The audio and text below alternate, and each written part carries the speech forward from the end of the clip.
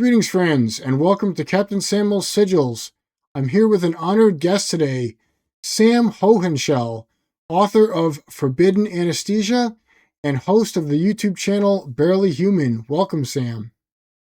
Thank you, other Sam. I appreciate being on. I know I've had you on my channel a few times, so I think we've done one video on your channel, but I can't remember. We've just done a bunch of collabs, but Yeah, yeah, we've it's done good a to be lot of on. stuff together. We've done a buddy read for that Robert Silver book, Man in the Maze, and you were Yep. very kind to interview me and cover me for both of my books, the Book of Genesis and Tales of MZX Stain. So, in a world where I've kind of released these books and most response has kind of been like, it's just another book. Sam has been like, hey, this veteran released this book about his experiences, and I want to hear about that. And so Sam has been really cool about covering my books on his channel and interviewing me. And, as I write, it's been one of the things that has kept me going, thinking to myself, hey, at least Sam will read my book. And so Sam's got a new book out now, Forbidden Anesthesia, his first book ever.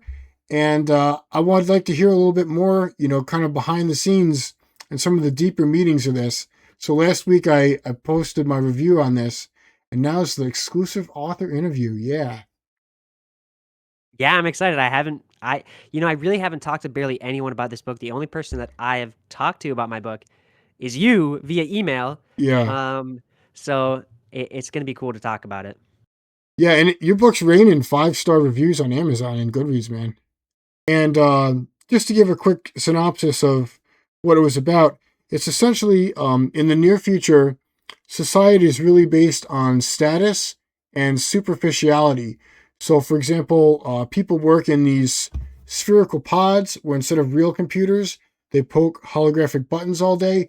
Instead of windows in apartments, they've got projector screens that show computer images of the outside. And there's a young man named Charlie who has a lot going for him, but he feels that he's not enough. He's not living up to these high standards society sets. And because in this society, it's a status symbol to have blue skin, because people that go on these starship cruises develop blue skin from exposure to a chemical found in space. He starts taking this medication or a drug basically that turns his skin blue. And as the side effects mount, he goes into this kind of death spiral of hyperfixation on his appearance and giving up everything in his life in service to becoming more and more blue. What do you think? Anything you'd like to add to that, or You did better than I could have done, honestly. That's well, really good. you wrote the Yeah. book, so I don't know about that. I don't know. Yeah. I feel like sometimes I bet you could agree. Sometimes it's hard to take a step back and look at your book once you've read it like 20 times. You know what I mean? Yeah, and people have different perceptions too. So I know in your intro video to it, you shared that it was a metaphor for your struggles with eating disorders. I can see that. I also, for me, saw it more as a commentary on superficiality and state chasing status in society, and also an alienation from self and everyone else. There's no real trees to go take a walk under. You've just got these computer images up on the wall of trees. And I mean, there's a couple parks in the mega city, but they're few and far between and hard to get to. Yeah. I think my intent was, that was the initial thing is sort of my own, it was inspired for sure by my own journey in the past with sort of the destruction that eating disorders can cause. But I try to write it in a way that it can be just relatable to, like you said, sort of just general isolation and stuff like that, or also like other sort of emotionally addictive things, whether or not they're chemically addictive as well. So I try to keep it general, and it's fun to see the different things people are taking out of it. Yeah, you definitely nailed it. I can see the eating disorder metaphor there, and just a metaphor for mental illness in general, particularly when he gets depressed. And I talked about this in my review, where he has a lot of good things going for him, but he thinks they're not good enough. And then as a result of that, he starts to make self-destructive decisions. And then he has more tangible evidence he can point to and say, "Oh, my life is a waste," and that makes him make worse decisions, and the cycle just repeats. in this death spiral. So I think you really captured depression as well, because as a combat veteran, I've experienced a lot of depression too, and I feel like you really captured that. Thanks. I'm glad. I think it's a tricky, I don't know, soup of negativity, because as anyone who's dealt with things knows that all of these different types of disorders and issues, they all feed off of each other, and that one will get worse, and then that'll cause the other ones to get worse, and it's not a good situation. Yeah, they all interact. So Sam, that was my reading of the book. From your perspective, what's the main message you'd like readers to take away from this work? So it's always hard to give a main message, but I think that my initial intent was to sort of spread awareness for um, what the destruction of an eating disorder can look like. I've always loved the ability of social science fiction to make things more accessible by kind of by making, social issues be more accessible by coming at it from a different angle. So that's the way I try to take it here. You don't even have to take that meaning out of the book, and hopefully it's still a good read. But it's a way to sort of, I don't know, get people to think about something through a creative sense. So even if that's not something that really lands with you, I think just general. I think that a lot of the dialogue can be extended to just addiction in general. And I think there was just a lot of subpoints that I wanted to express about those things. Mhm. So, like, one thing is that you see Charlie is kind of a just a stereotypical young man in this society, and probably a pretty relatable person to a lot of people. And I tried to make this sort of downfall relatively realistic, because I think that from what I've seen in life, that these types of things can happen to anyone. This isn't just someone who grows up with a incredibly traumatic childhood, although that can, also be the cause. But these things can kind of come out of nowhere, and they can have extremely serious consequences. And then, of course, there's other things like how, as you can see in the book, Charlie's issues are sort of um, exacerbated by society, and Mhm. he's told by his friend, this isn't good for you, and even maybe some other people try to step in, but that's also being contrasted with what he sees around him as is people, participating in this body manipulation, and their own forms of, like, some level of the use of the drug and stuff like that. I also wanted there to be a semblance of hope. We don't have to talk about, the ending for spoilers, but I I think that writing hope is a little tricky, because you don't want to seem Pollyanna, and you also want to express, or at least I wanted to express, the gravity of some of these issues. So it felt a little wrong to just have an ending where everything gets wrapped up in a nice, neat little bow and everyone goes home happy. Mhm. Not to spoil that it's not a perfect ending, but yeah, I also wanted to show that as well. And in general, just the fact that isolation is a really dangerous thing, which you see throughout the book and you commented on earlier. So it's important to communicate and be vulnerable. Yeah. Well, thanks. Yeah, that's helpful to hear your perspective on that. One thing I really appreciated about the book was that it felt so realistic, and yet it had science fiction underpinnings. It was very grounded in reality, whereas in my books, I'm always doing all this crazy crap that's really out there. Your book felt very down to earth and grounded, and I like that about that. And it really did seem like it could be about any young person getting going in their life. And I also appreciate your explanation that your purpose in the work was to really show the gravity of mental illness and eating disorders or any addiction. I hope you'll forgive me. In my review, I complained a little bit about how the ending felt kind of downbeat, kind of a life sucks ending. Um, but now I hear you say that kind of the point of that was to say, look, there's real costs to this, and I don't want to sugarcoat the ending. So I can see where you're coming from on that. No, totally fair. And I expect it to be, a tricky, it's a tricky story to end, right? Yeah. But yeah, I appreciate it. The any and all criticism, I think it's fun to hear what people have to say about the ending and how I chose to wrap it up. Yeah, people have various perspectives on work. That's for sure. So, um, I guess what are your thoughts on a sequel which shows Charlie growing and healing?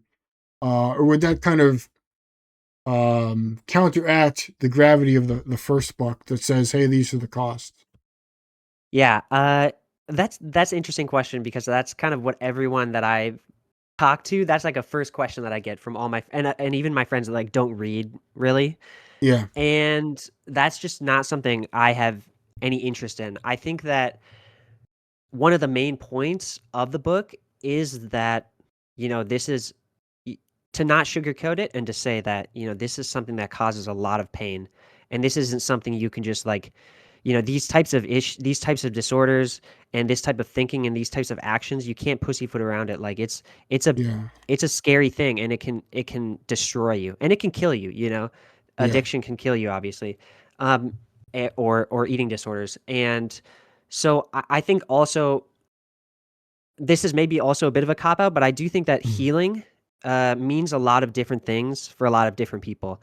Mm-hmm. And I think that a lot of the motivation to overcome an addiction or an eating disorder, it's so personalized and it's such a journey of self-discovery, and you need to find what motivates yourself to live and to decide that you want to overcome this terribly difficult thing to overcome. And so I thought the story would become a little bit less relatable as you sort Mm-hmm. of individualize it for whatever Charlie finds as his Mm-hmm. motivation. Um, so yeah, that's kind of some of the stuff that went around in my head. And also I want to write other stuff. So that's probably the easiest answer. Okay, fair enough. Yeah, fair enough. And I think for me, I guess part of my motivation asking that is one, I could kind of see you in Charlie's shoes, and you're my friend and I care about you, and there's a part of me that always wants to jump in and fix things and be like, oh man, but doesn't he get better? But it's okay for stories to end like that. I certainly have ended some of my stories like that. So I can see why you're doing it, where you really want to um end on the gravitas and say there's real cost to that. And yet, I also wonder, you're here today having survived all that kind of harrowing things, and there's a part of me that wants to hear that part of the story too. And having had some dissimilar and yet similar mental health challenges too, I also know that there's a path out of it. And uh, I guess I like to hear those things too, but perhaps that's selfish of me and Mhm. wanting to fix things and not just accepting the art for what it is, and me wanting to like be like, oh, but doesn't it get better? Uh, apropos your point, I guess not everybody does, and it's hard. And that's not to say that of course he doesn't get better. And anyone who reads the book will see that it's not Um, I guess I don't want to give it away, but it's not all Yeah, tragedy at the end. But it kind yeah, of reminds me of Limbo Zero in Tales of the MX10, where the end of the story, well, another story kind of continues that. But in Limbo yeah, Zero, at the end of it, I mean, it's sort of left up to the reader. Like, does does he continue living and find hope, and well, the robot, or not? And so I kind of wanted that to be something that you can kind of finish the story of Charlie mm. with your own life. So yeah. yeah, because he does kind of get a wake up call at the end where he's like, can't believe I just did what I did, and reaches out to someone. So yeah, there's some room for interpretation there. So earlier you mentioned that the path out of addiction and mental illness is to find a very personal motivation. And in reading your story, I could kind of see how Charlie's society around him kind of set him up to fail. Hey, if you don't have a job in New York City, you suck. If you're working in Chicago, that's second bananas. And he kind of internalizes that. If you come back from a space cruise and your skin's blue, that's sexy. If you're pale, that's not so good. So I can kind of see how society set him up to feel like that.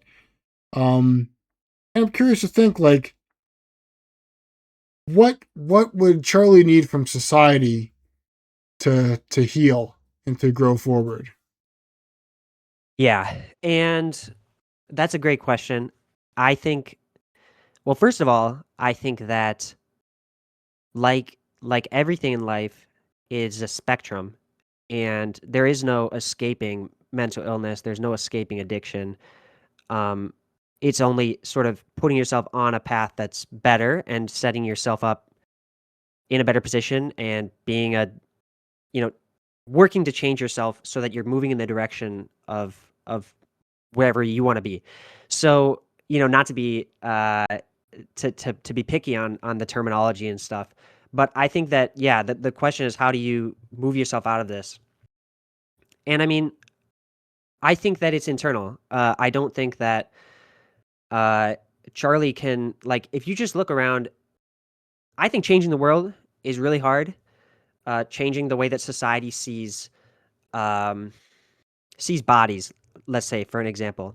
Mhm. I don't think that if I spent my entire life trying to get people to, trying to normalize and help how people see, I don't know, different things like that. Like that's not going to happen. I think that it needs to be internal and it needs to be something where Charlie says, uh, society is going to be however it's going to be, and my friends are going to be however they're going to be, and my family's going to judge me however they want to, but I don't have to let it affect me and as much as it does now, and I can I can choose to deal with it in a non maladaptive way. And I think that one of the things about one of the powerful things about this individual sort of change is like I one of the ways that I like to look at life is I like to say like, okay, if someone or if everyone in the world was like me, if everyone in the world recycled as much as I do, if everyone in the world was as nice to other people as I am to them, like would I be okay with the world? And so I think that I'm much more interested in doing something like that, Mhm. and telling people to sort of, I don't know, treat others the way they want to be treated to a larger scale than telling than trying to change the whole world myself. And I guess that's a bit of a roundabout way to answer your question, but I would say there's multiple elements to that I think about. Yeah, so if I'm hearing you correctly, it's that um, society can't, Charlie can't expect society to change to help him out. And so he has to find that internal motivation to change and make those changes in the face of a society that's telling him the opposite. So he's got to be able to go, hey, look, I know everyone's saying that blue skin is sexy and luxurious. For myself, I need to reject that and be okay with the way I am. And I don't need to go out there and tell everybody else my message. I just have to do the work myself and accept myself.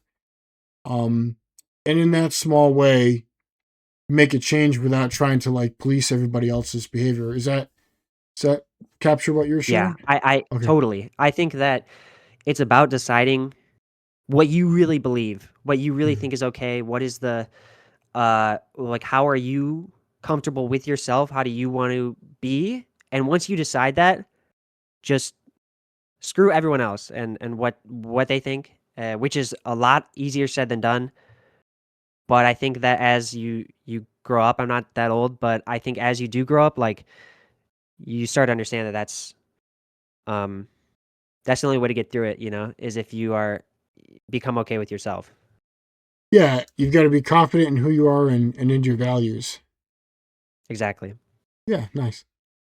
So, with all of that in mind, about being confident in who you are and living up to your own values, after people read your book and they read this account of mental illness and addiction in a superficial, alienated society, and they get a sense of the gravitas and the destruction of that, having read that and having had that literary experience, how would you like other people to live differently as a result of that? I think that hopefully something that people take away from the book is how dangerous Charlie's isolation from Mm, others is. And I think that at least I, in my own life, have had I would say, temptation to feel like I can. I can totally handle myself and I can figure all this out myself. I'm strong and I'm capable. Hmm. But I think that I hope people read the book and say, I think that Charlie needed to be more honest. Charlie needed to be more honest to himself, Hmm. and Charlie needed to be more honest to his friends and to his support system. And I think that one thing that's really difficult for people, one thing that's really difficult, like that is why people can't do this, is because vulnerability, especially not to make it a gender thing, but like I think also a lot of young men, especially, are very afraid of that. And I think that every good relationship that I have now, family, friends, is built off of vulnerability and mutual support. And I hope that people see that. And I hope that people think, how can I sort of do that in my own life? And there's levels to it, obviously, like finding the right time to approach people and like profess issues and Hmm. to ask for help. But I think that the vast majority of the times, people aren't doing it enough, especially young men. And I think people would be surprised if they're reaching out to their friends or to their family members on something that they don't think they would understand. And if they love you, they're going to support you. And I think that it's a two-way street. So being open to supporting your friends and family if someone needs help, Hmm. you can think about it also like I don't actually know what this is, so maybe I'm referring to the wrong thing. But I think there's something called like the bystander effect, where like everyone thinks that someone else is gonna help the Hmm. other person, and I think that uh, when in the book, when Emily sort of involves herself in Charlie's life and says, "Look, I can tell you need someone right now." Uh, I just I think that that's I think that that is just the strongest thing that anyone does in the book, really. Yeah. And I think that it's difficult to say, when is the right time to do that. But I think that more times than not, making people know that you're there for them, that you're willing to put in effort to support them, whether that's a family member or a close friend or a not so close friend. Uh, I don't know when I've ever done that and it's been bad, maybe a little bit awkward, but that's it. And I think that it can have life changing positive consequences. So I hope people see the book and they say that they want to be more honest with themselves and with others, that they want to be more vulnerable. And if you get that out of the book, I guess I'm satisfied with what I've done.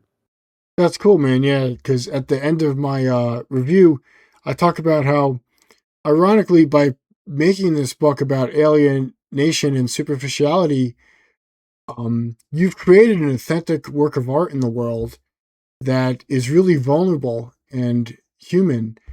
And I just love that about this piece of literature, man. It's cool. And Thanks. it's also interesting that, you were talking about how people need to be secure in who they are and reject destructive societal messages, while also finding community and support for others that, are rejecting destructive societal messages. And um, you can be real with. Charlie needs a buddy who loves him whether he's blue or not. And he needs to love himself whether he's blue or not. And I think the book really captures that. Exactly. You nailed it. Yeah. And it's also interesting. Um, I really appreciate our friendship where we talk about our books and what we're working on by email. And at the end of my story about the depressed robot Limbo Zero that you referenced earlier, the closing words of the robot are, "Hello world, is there anybody out there?" And whenever I read that, I get a little teary eyed, because it is so true that young men especially, with this expectation of like, oh, I don't need anyone, and it can be a lonely way of life. And there's destructive easy answers out there, but the real path to freedom, I think, is what you've alluded to in our discussion and in your book, is an honest, vulnerable acceptance of self and real connection of others that's based on care and really seeing another person rather than just, are you blue or you're not blue?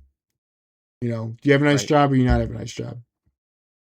Yeah, and it might sound Yeah, trite, but I think that one of the strongest things you can do is ask for help. So, yeah. yeah. Cool, man. So, Sam, as we wrap things up, any last thoughts or commentary on your book?